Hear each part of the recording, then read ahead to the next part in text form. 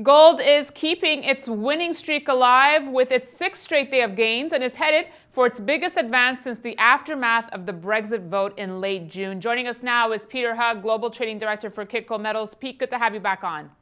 Good to be here. Peter, we've spoken about conviction in the past talks we've had, and is Gold's story convincing you now? The metal has gained 4% in 6 days, trading around $12.47 as we speak now. How do you see it?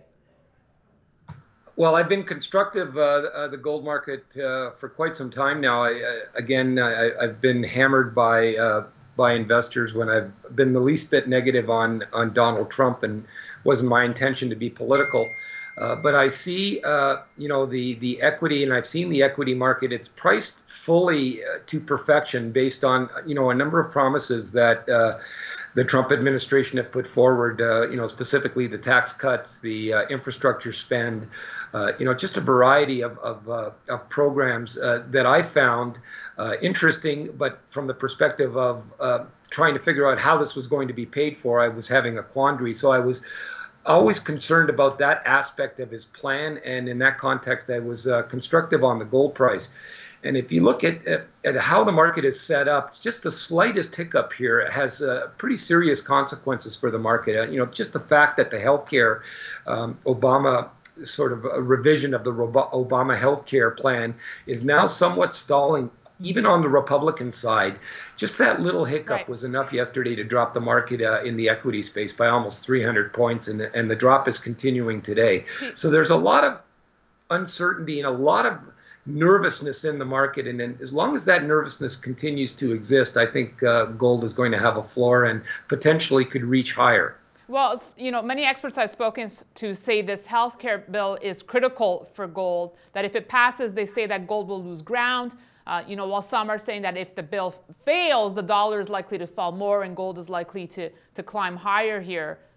Yeah, I don't see the healthcare bill as the bill itself being from an economics perspective being relevant to the price of gold. What I do see, though, is it's really a matter of credibility. If the Republicans have been pushing for this for 7 years while Obama's been in power, and now they have a shot, and now they can't even agree. So it comes now down to credibility. I mean, do the Republicans have a unified front here to get some of these things done?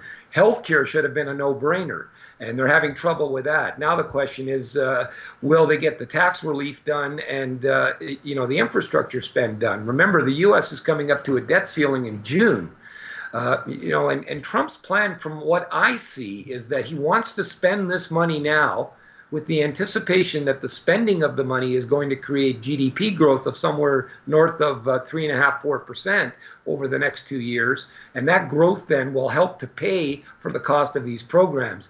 And that's a big gamble. And the question is, will the Republicans back him up with the spend up front for promises of the return down the road? And I am not convinced that that's going to happen. And as long as that uncertainty exists, that will put the Fed somewhat on hold, or at least make the Fed more cautious, which continues to provide a sort of a lift for the precious metals, at least in the short term. Peter Hugg, thank you so much for your thoughts today.